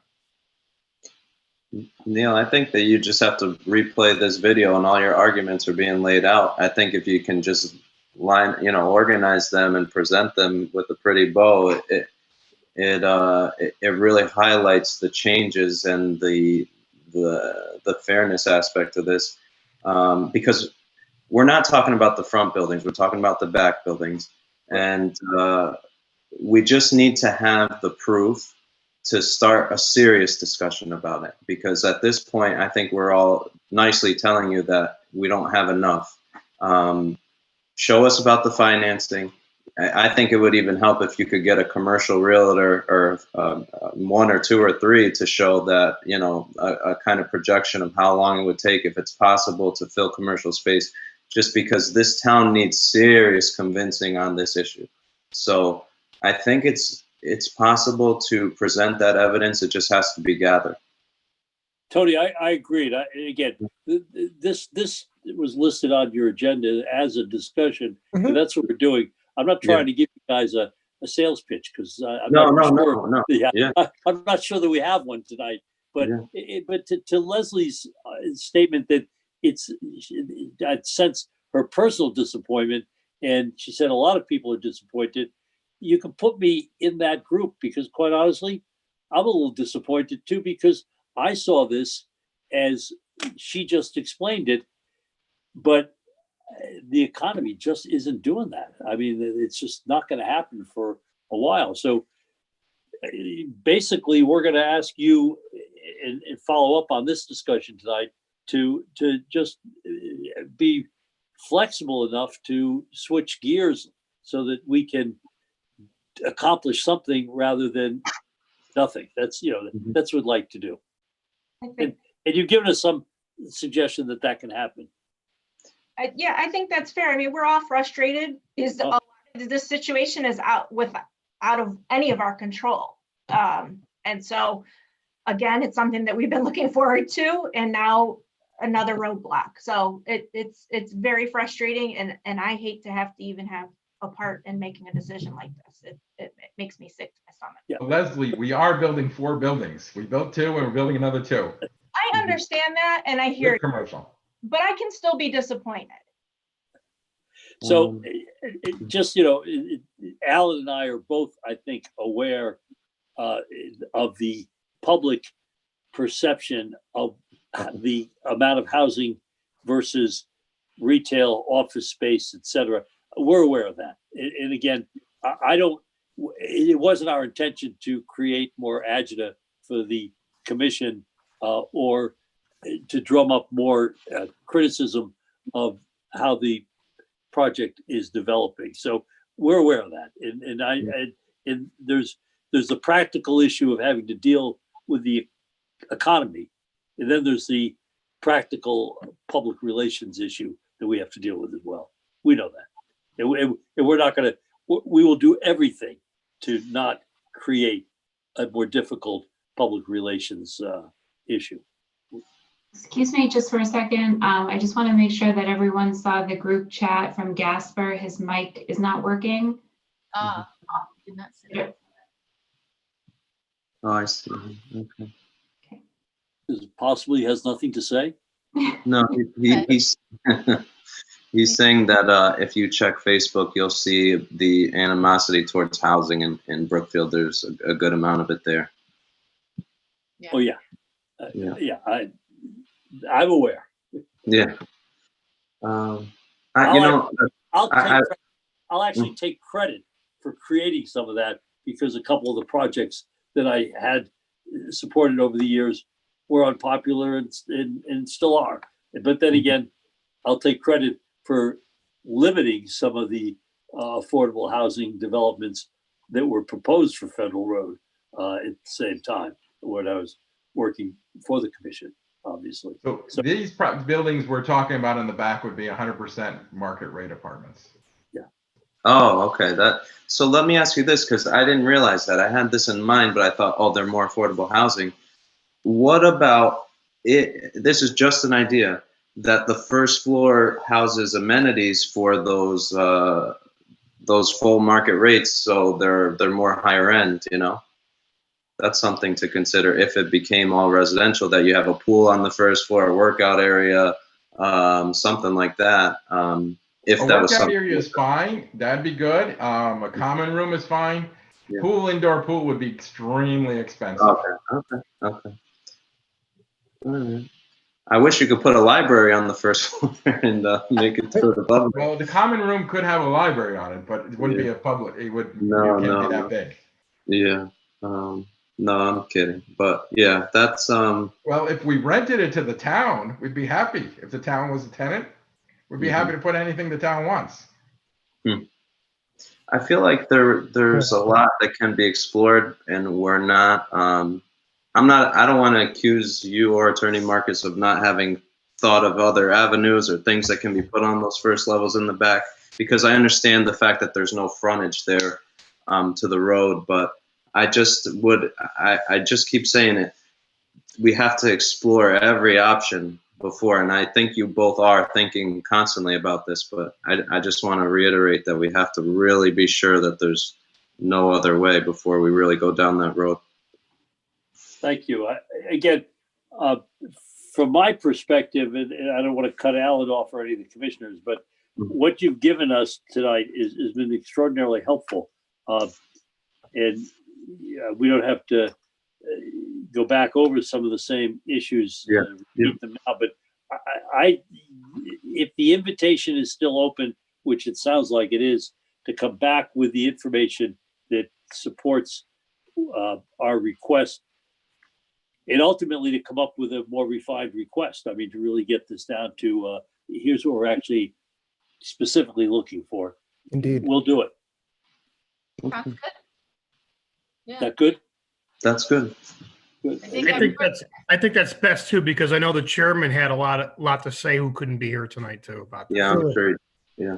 Yeah, I talked to the chairman's wife at about 6:45, telling her I had to run off to attend his meeting.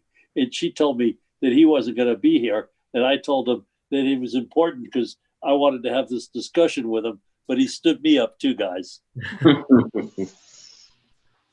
I think everybody's working for the best possible outcome. So we'll keep at it.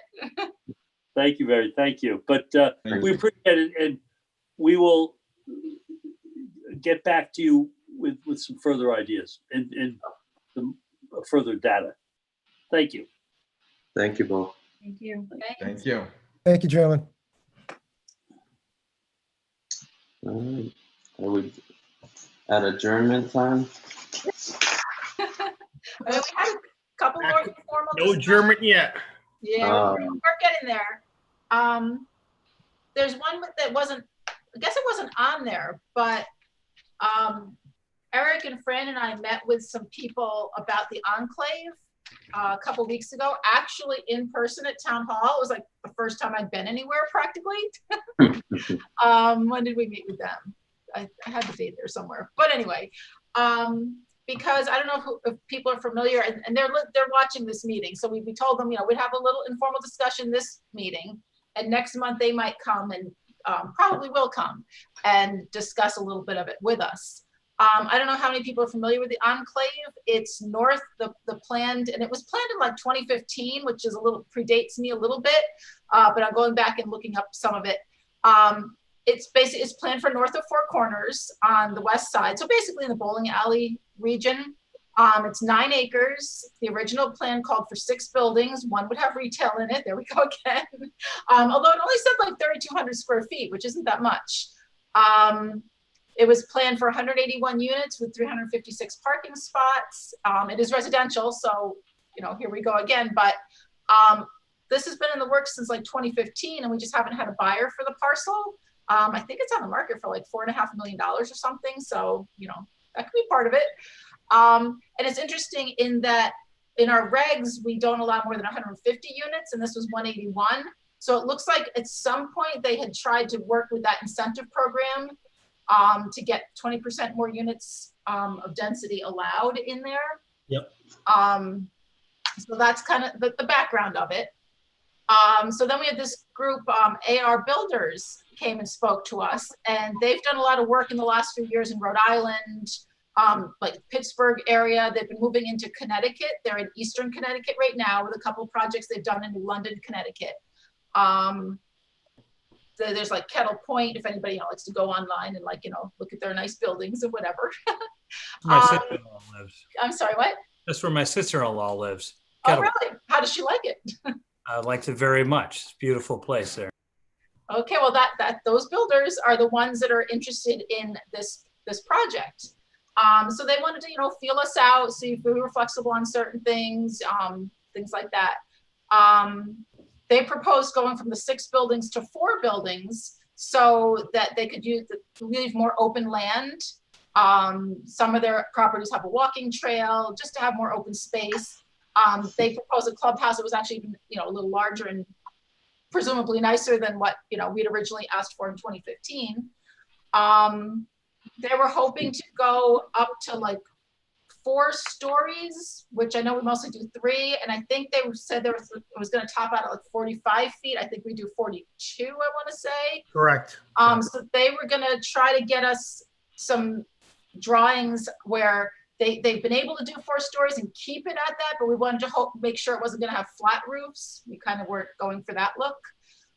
They would have, in-unit laundries, walk-in closets, decks, elevators. They said they would keep that retail because there's a little bit that would front Federal Road there, so that'd be the perfect place for it, of course. I'm trying to see if I'm missing anything there. But you know me, I take notes and everything. Pool, Mary, the pool would still be there as they originally proposed with the clubhouse. Right. Right. Just trying to go back and read my notes from a few weeks ago. So much happens these days, a couple days and, everything happens. Eric had said he prefers, a nice, well thought out plan from a company that's really wanting to get things done than just leaving an empty lot for several more years. Certainly that's something to think about. Yeah, so they just wanted to talk to us a little informally and then have us talk a little bit. And then they would maybe come and talk informally in person on Zoom next time. I don't know if anybody's heard much about that project or had any ideas, thoughts. What you've said is really exciting. Sounds great. Yeah, and they sound like once they pick a property, and I guess they just have one owner. And then once they pick a project, they're just like, boom, let's go get it done. You know, hopefully, you know, it wouldn't sit and founder for, you know, years on end where you're like, oh, well, maybe they'll break ground this year. Sounds like, you know, they're really trying to expand their portfolio, and they want to move more into Connecticut. And somehow we came across their radar. Mr. Chairman, if I can say one thing, I mean, I will say they did impress me too. They came in as straight shooters. They really had everything planned as to how they wanted to present everything. Obviously, we're all tired of looking at the old Peters Imports as an empty lot. They are willing to move forward, from what I understand. And again, I mean, I would definitely welcome them to the next meeting. They can do a brief presentation to the commission. I mean, again, I mean, obviously they're reducing the amount of buildings, but they're giving us more green space, which is important too. But Yeah. again, we have to, you know, change our regs, obviously, or have them propose a reg change to increase the building height from stories to 3 to 4. And we have to give a little to get a little, but I definitely think it's maybe something to look at. So Well, it's a that look also, at empty lots. So that starts with a discussion, so I think we should, I would like to hear from them at the next meeting if everybody agrees. I don't want to lose their interest, so if, Fran, if you can invite them, I'll say I'm on board with that. Yeah, I agree. And the buildings I've seen in their other project, Kettle Point, they're beautiful. You know, they've done a nice job with them inside and out. Yeah, I mean, I just went on the website, but clearly you've been there in real life. So it sounds good. It's good to hear. Yeah. Yeah, so we'd definitely like to hear from them next time. Okay. Mary, what's the name of the building, the builders again? AR Builders. AR Or Builders. AR Building. Okay. Yeah, and they're searchable online too. I guess if I got you a better name of their company, it'd be even easier. But when I did it, they came right up, and a lot of their properties were visible right away. Okay. So yeah, we'll just hopefully hear from them next time. They might even be watching now, so you know, come on in. We'll zoom in with us next time. Sure. Okay, I know we've been going for a long time tonight. Do you want to discuss the affordable housing part? Or can we move that to next time since we're missing a couple people? I would suggest maybe we wait that till next time because Erica was the one that sent it to us all. Right, so are we actually gonna table something? Officially table something? I don't know if we've ever done that either. It's only, it's informal, isn't it, or no? Yeah. I guess it is informal, so we can just roll it to the next informal. Next meeting, yeah. Okay. At 8:45, did any commissioners, anybody have comments? I have a couple more things for the commission, if I could. Sure. 850 Federal Road, which is the liquor store, just past the bowling alley right there. I guess there's a residential property in the back. Residential is allowed in the TCD. They're looking to do an expansion of the house to make the house more livable. So I wasn't too sure where to go with this. If this is something that should come to the commission with building plans to see what exactly is going to be done or not, or if it's something that's going to be done basically in-house. I mean, the address again is 850 Federal. I mean, I don't need an answer tonight, but residential is allowed, but there's a commercial entity on the property already, which is the liquor store. And behind the liquor store is the building, which they're looking to enlarge and create a residential property. So, but the building's already existing. So, Never noticed it. no, How about the building that has a big tree on it? that one I don't know. That's a shame. I will say that. That's sad. Okay, so we'll think about that one. Yep. Has anybody heard any plans from Hartford when they want to think about opening bars or anything? Anybody? I tried searching yesterday and I didn't see anything. I did receive something today. It was late tonight from Alice, and this is regarding, I'm going to open up right now. I'm sorry, I'm on my phone. Planning and Zoning Commission policy regarding the zoning enforcement and permitting during the COVID-19. And it looks like that they're looking to extend it to 12/31/20. Debating on how the weather's going to be. Again, this is not an executive order. This is just from planning and zoning, from off this listserv that we're on. I will send it to all the commissioners. I received it tonight, and I will forward it to all of you. But this is who knows? I don't know. Our executive order is going to end September 9th, I think it is, September 10th, and we need to think about it, think ahead. And I don't know where we're going to go, but signs are killing me. I will say that, because I need to start clearing them up, because I mean, between them and the feather flags, it's I don't know. But Federal Road's just getting to be a mess. Yeah. So Everybody just wants to tell people, you know, we're here, we're still here, shop here. Which I understand that. I do. But, you know, it comes yeah, to a point that, you know, I'm used to picking them all up, cleaning up the road. I just don't. They're Sorry. starting to multiply like rabbits. Yeah, they do. They do. I mean, I don't mind one or two, but, you know, when you start seeing, like, you know, furniture stores putting out, you know, 20 of them along the frontage, that's, Yeah. you know, or the feather flags down south by the car wash. That's just, I don't know. Mm-hmm. But then I just have one more thing for the commission. Brookfield Village, again, is the hot topic tonight. The Italian restaurant or pizza place is looking to come in. And the question is, because their plans originally showed outdoor dining out there, does the restaurant need to come in for a permit to apply for zoning, even though no permit was ever applied for the outdoor dining? The pictures showed umbrellas or tables out there. What would the commission prefer? And this is going to be right by Subway right there. Obviously, they need to comply with the regulations that they can't be blocking a sidewalk and stuff like that. But do they need to obtain a permit? Which, You mean La Piazza? I'm sorry? You mean La Piazza? Is it, You mean Alan, is it La Piazza? Yes, it's La Piazza. La Piazza. Yeah, I don't think we ever really discussed, like, we just assumed people would be able to dine outdoors in that planned, you know, vision of, you know, strolling and eating and shopping, and sure, there'll be outdoor dining. We never really thought about, does each individual restaurant apply for something, or is it just free for all the tables? Exactly. That's the big question. Just because a picture indicates it doesn't mean it was ever approved for it. Yeah. I'm just trying to get clarification. We've had that happen with the past. I remember that one where the guy was giving us hand drawings and he had a patio, and we wanted to know, is that part of the plan or not? I think if we're going to treat one that way, we should treat all that way. And I mean, we've made this clear.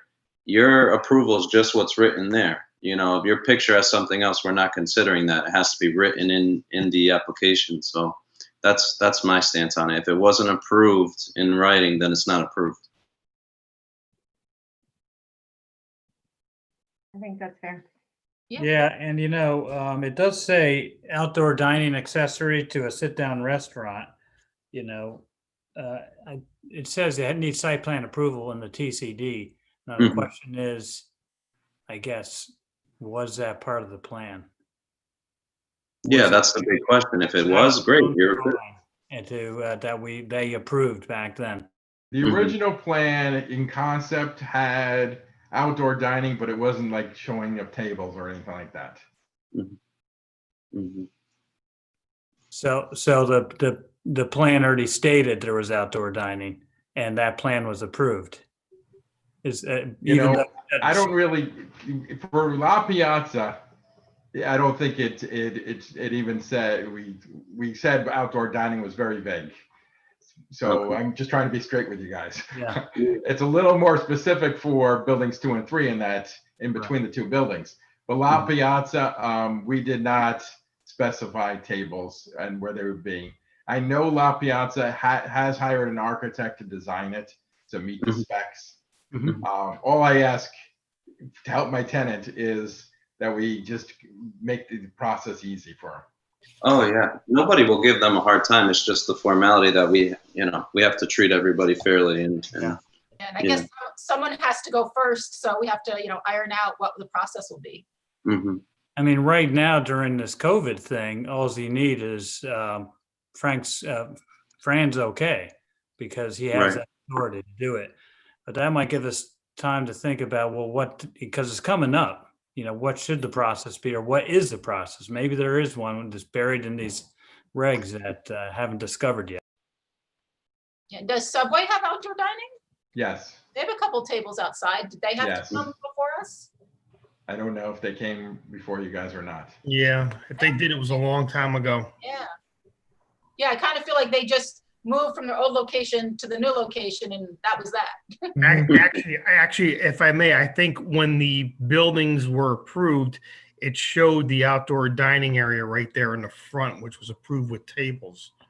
Didn't indicate who the applicant was going to be at the time, as like with La Piazza. I mean, no one knew that La Piazza would be, taking a space back in 2000, whatever, what it was, 15, 16, Mhm. to occupy that space. So. And it just like with parking, assigned parking, other than the number, and this is like with John's Best, we leave it to the tenant to figure out how you're going to divvy up that outdoor stuff. The owner of the building. So the question then is, what should La Piazza do? Right. And so right now during COVID, he can just get approval from Fran for outdoor dining. But after the COVID thing's over, I'm going to research that. Okay, that'd be great. Thank you. And if he said he's having drawings done up anyway, that might be good. Just in case. So he would bring the drawings to Fran. Right. And Okay, the terrific. drawings would come, and then it would come to zoning for approval. So. Okay, got it. Are they coming pretty soon? Yes, they think we'll be ready in 3 weeks. Wow, nice. Exciting. And we definitely want them to have that outdoor dining then, 3 weeks. Yes. Yeah. Very nice. Which brings up a point. Did we extend the this relaxation of zoning for tents and stuff and outdoor till this meeting or to our next meeting? I think we might have done it till this meeting. So I have notes on that. I propose or make a motion to extend it to our next meeting. Second. Okay, all in favor? Aye. Aye. I'm sorry, Kurt, would you be able to give me something more specific for that, what you're extending? Make a motion to extend the Outdoor dining. outdoor dining authority of Fran to approve outdoor dining and tents during COVID until our next meeting, September 10th. to September 10th. Yeah. Second. Hopefully the governor will figure what he's going to do with the executive order by then. Right. Hopefully it's not, hindering you too much if we just keep rolling it out month by month. No, it's not hindering me at all. No, I'm just trying to follow. I think he'll extend it. I do, because just the impression he's given with the fines now and everything. I think the governor's office is afraid of the second wave and they don't want to allow it, and they want Connecticut to stay safe. So they'll allow outdoor as long as people want to eat outdoor to prevent people from being inside and close together. Yeah, and Connecticut's been doing a really good job. We're keeping it down. Number one. Yeah. Yeah. All right. All right. Anything else? No. This is my longest meeting yet. I've been to longer ones, but that was interesting. Let's have a motion to adjourn. Motion to adjourn. Is there a second? Second. Second. All right. All in favor? All right. I'm sure Good those night, opposed. Have a great night. All right. Thank you very much, Thank you. everyone.